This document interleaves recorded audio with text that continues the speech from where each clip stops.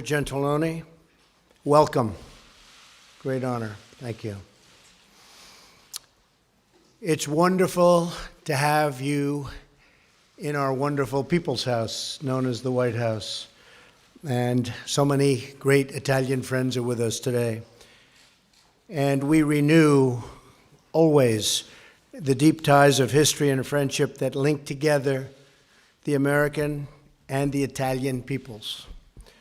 That history traces its roots to the timeless contributions of Italy to civilization and human progress, so true. Stretching all the way back to ancient Rome, through the ages, your country has been a beacon of artistic and scientific achievement. That continues today. From Venice to Florence, from Verdi to Pavarotti, friend of mine, great friend of mine. These bonds of history and culture have only grown stronger as our two nations have become close partners, dear friends, and very vital allies. Mr. Prime Minister, I'm thrilled that you are here today to discuss how we can make this great relationship even more productive in the years to come. On the economy, Italy is one of America's largest trading partners. A lot of people don't know that. We both seek a trading relationship that is balanced, reciprocal. I love the word reciprocal, because we don't have too many reciprocal trading partnerships, I will tell you that, but we will very soon. And fair, benefiting both of our countries, and we can work together to achieve that outcome, and that will happen. Italy is also a key partner in the fight against terrorism. Italy is now the second largest contributor of troops to the conflicts in Iraq and Afghanistan. I would also like to thank you, Prime Minister, for your leadership on seeking stabilization in Libya and for your crucial efforts to deny ISIS a foothold in the Mediterranean. You fought hard. We're grateful for your role in the anti-ISIS campaign. All nations must condemn this barbaric enemy and support the effort to achieve its total and complete destruction. Also, as you know, Mr. Prime Minister, we have more than 30,000 American service members, families, and personnel who are stationed across your country. As we reaffirm our support for historic institutions, we must also reaffirm the requirement that everyone must pay their full and fair share for the cost of defense. Together, we can address many pressing challenges, including two that greatly affect both of our countries, those of large-scale migration and international smuggling. Maintaining strong borders is a vital component of any security policy. And a responsible approach to refugees is one that seeks the eventual return of refugees to their home countries so that they can help to rebuild their own nations. Finally, I want to say how much I look forward to visiting Sicily for the G7 as we seek to foster cooperation, not only in matters of security, but also science, commerce, health, and technology. Our two countries have shared interests and shared values, and we can each make great contributions to the other. Mr. Prime Minister, I again want to thank you for being with us and being our true friend. Italy is a spectacular place. I know it well. I love the people of Italy. We have 18 million Italians living in the United States, people originally from Italy.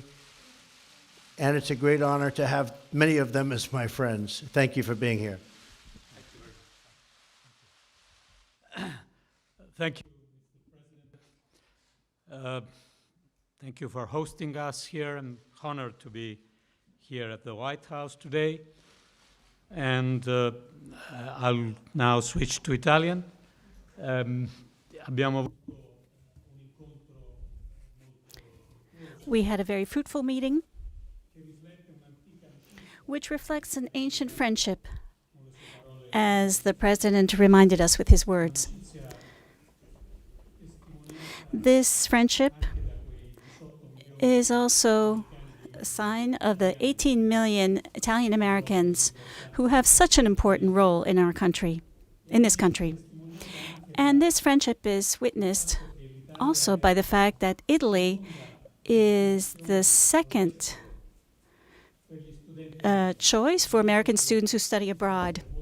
And we're very proud of this. And this confirms the importance that the United States gives to the cultural dimension of our country. As the President himself just said, this friendship is based on a common commitment against terrorism. This commitment is a commitment in which we are both very active. Our country is very active in Iraq and in Afghanistan, and I think that the stabilization work will be decisive. The stabilization work of Iraq after the military defeat that we expect for Daesh. We know that this action against terrorism must take place within our individual countries. In Europe, with the social and cultural commitment against radicalization by cooperating with Islamic communities. Italy contributes to peace and to stability in the Mediterranean. In Syria, where I believe the U.S. choice to react to the use of chemical weapons by Bashar al-Assad, and where a negotiated solution is more necessary than ever. In Libya, and we discussed this in our meeting, where we need to work against the division of the country in order to stabilize it. This is a very decisive task if we want to manage the migratory flows without giving up on our values and our humanitarian principles. And we need to contrast the horrible traffic of people and clandestine refugees. Italy is convinced of its strategic commitment in favor of the transatlantic relationship. We have also spoken about common commitments in NATO and the goals that were identified in 2014 and the commitments on military expenses and the contribution that each country must make towards collective security. We are proud of our contribution. And finally, Italy is a country of dialogue. We are proud because we succeeded in keeping open the doors in difficult crises. Dialogue can be useful even vis-à-vis Russia, without obviously giving up our unity and our principles, and without giving up our strength and our values. I also told President Trump that we have confidence, even though this is a difficult moment, and we all know it's difficult right now. We have confidence in the future of the European Union, and certainly in the importance of the relationship between the U.S. and Italy. These are the two pillars that the transatlantic relationship is based on, and great part of peace and freedom in the world. We are going through a difficult time, but I have confidence that the European Union will continue to be a positive response to this. And finally, we are expecting and look forward to the President's visit to the summit in Taormina. And I trust that this will be the opportunity to show him the unity of our leaders and of the principal free economies of the planet. Because right now, we really do need this unity. Once again, thank you, Mr. President. Thank you very much, sir. Thank you. Appreciate it.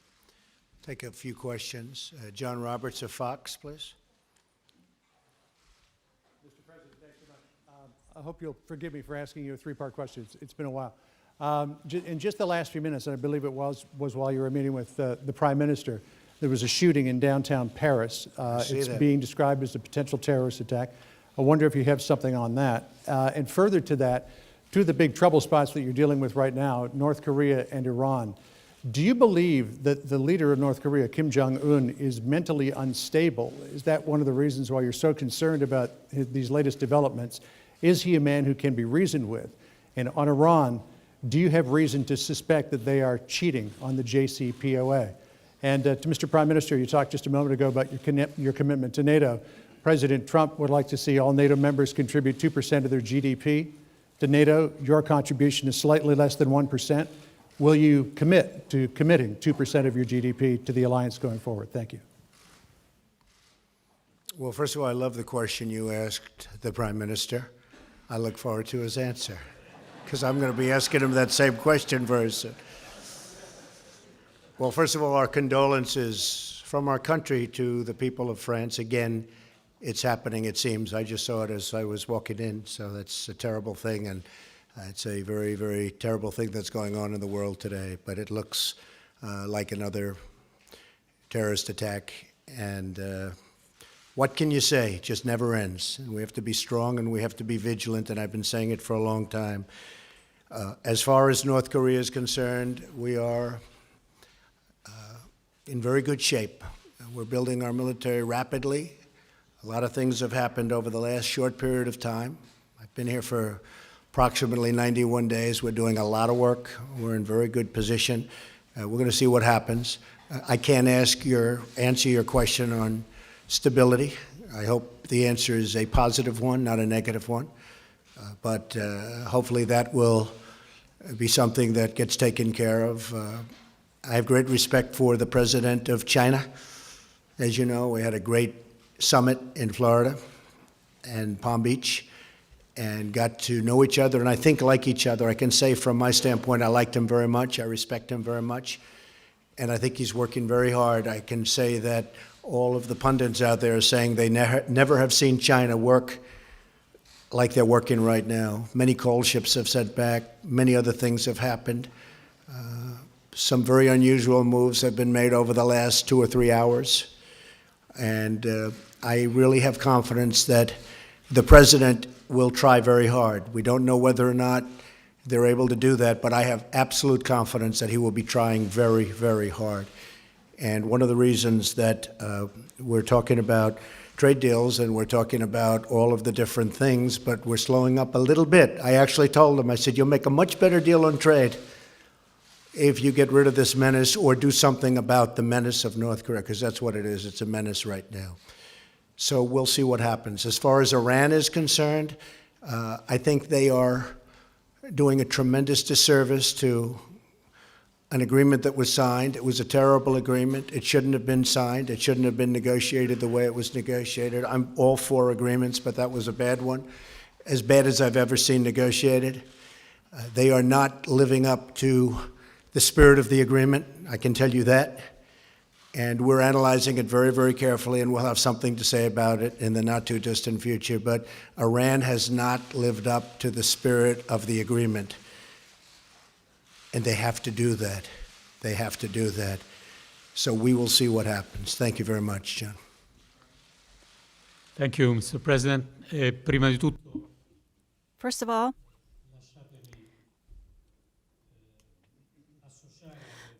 allow me to join President Trump's words for what happened in Paris. These words of condolences and closeness to the French people. And this is a very delicate period for them. There's just 3 days before the election. As far as the question is concerned, the commitment has been made. It was made during a NATO summit. And we are used to respecting our commitments. We know that this will be a gradual process. It has already begun. And we know that Italy has certain limitations when it comes to its budget. But despite these limitations, our commitment for common defense is very clear. And as I said earlier, I'm very proud not only of the progress made in our financial commitment, but also proud of the contribution that we give to the security of the alliance in so many areas of the world. We talked about Iraq and Afghanistan, but we could also talk about the Baltic Sea or the Balkans. And in all of these areas, you will see the presence of Italian forces within the alliance, and we are proud of that.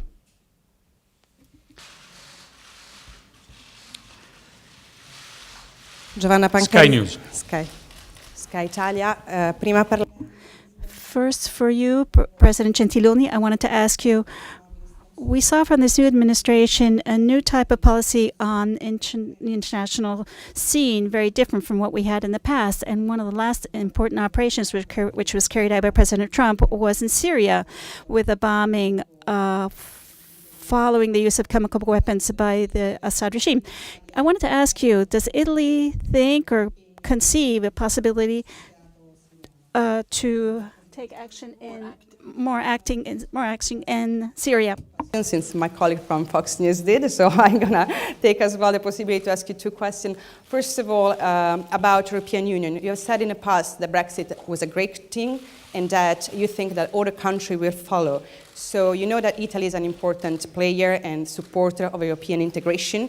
Do you believe that actually a strong Europe is important for the United States, also looking forward at the French election?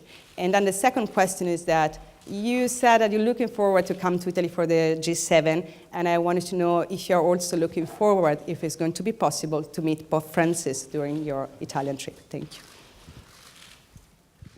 you. Syria. Syria.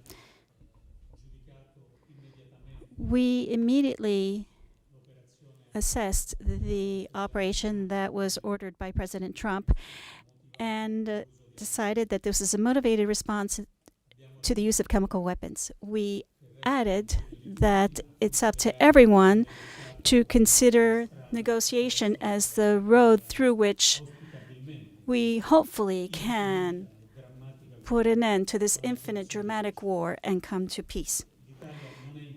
Italy is not directly involved in the operations, in the military operations in Syria,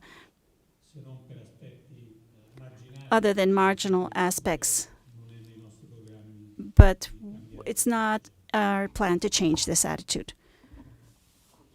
Yes, a strong Europe is very, very important to me as President of the United States, and it's also, in my opinion, in my very strong opinion, important for the United States. We want to see it. We will help it be strong. And it's very much to everybody's advantage. And I look very much forward to meeting the Pope.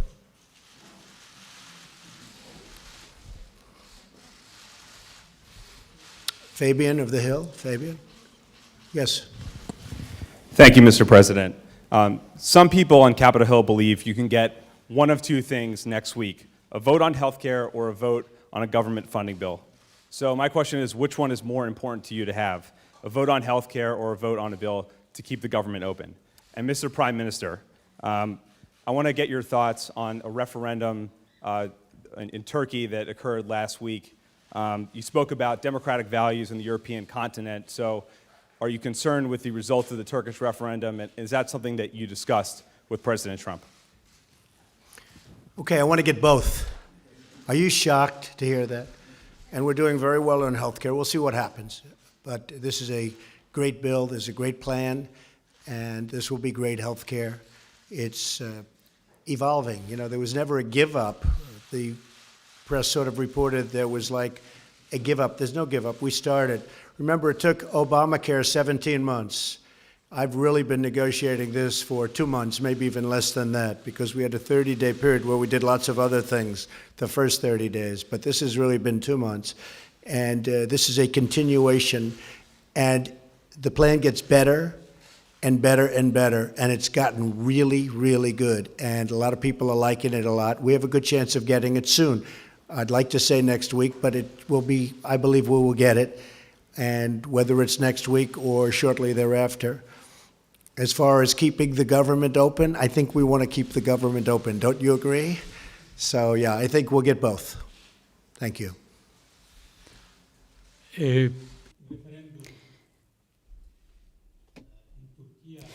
The Turkish referendum is a fact that we must take note of.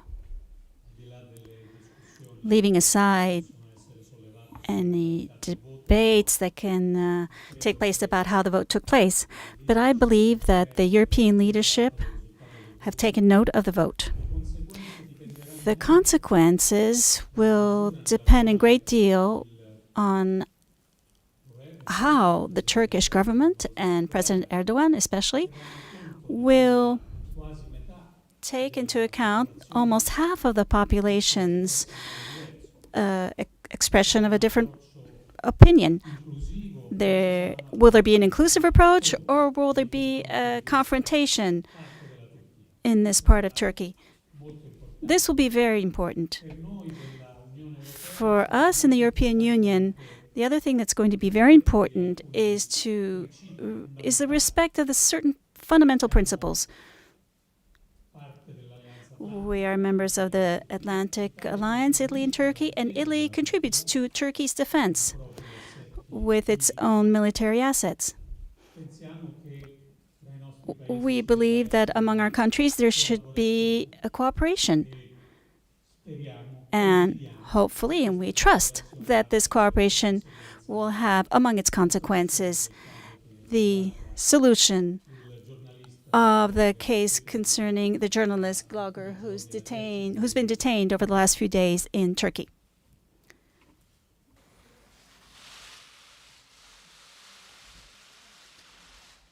Giornale Radio. Italian Radio. President Gentiloni, you have focused a lot on the leadership, Italian leadership and American leadership, in order to stabilize Libya. What do you expect exactly from Washington? And especially, I'm asking you, what is necessary in this process, in this relationship of cooperation with Russia? President Trump, do you see a role for your administration in helping stabilizing Libya? And do you agree that stabilizing Libya means combating terrorism and ISIS? Would you like to go? America has played a very key role, first of all, to prevent the consolidation of an important basis for terrorism while Daesh was undergoing defeats in Iraq and Syria. There were operations that were sustained by the U.S. against Daesh in the city of Sirte, which were successful. Now the commitment must be political, and therefore in the cooperation between the U.S. and Italy and other key partners in the region, the goal is to broaden the basis of a consensus for the Tripoli government, which is recognized by the international community, but which must be able to count on a broader consensus. I believe that one clear goal should be this. We need the region, and we need countries like Egypt and Tunisia that are close to Libya. We need a stable and unified Libya. A divided country and in conflict would make stability worse. The U.S.'s role in this is very critical. I do not see a role in Libya. I think the United States has right now enough roles. We're in a role everywhere. So I do not see that. I do see a role in getting rid of ISIS. We're being very effective in that regard. We are doing a job with respect to ISIS that it has not been done anywhere near the numbers that we're producing right now. It's a very effective force we have. We have no choice. It's a horrible thing to say, but we have no choice. And we are effectively ridding the world of ISIS. I see that as a primary role, and that's what we're going to do, whether it's in Iraq or in Libya or anywhere else. And that role will come to an end at a certain point, and we'll be able to go back home and rebuild our country, which is what I want to do. Thank you all very much. I appreciate it. Thank you.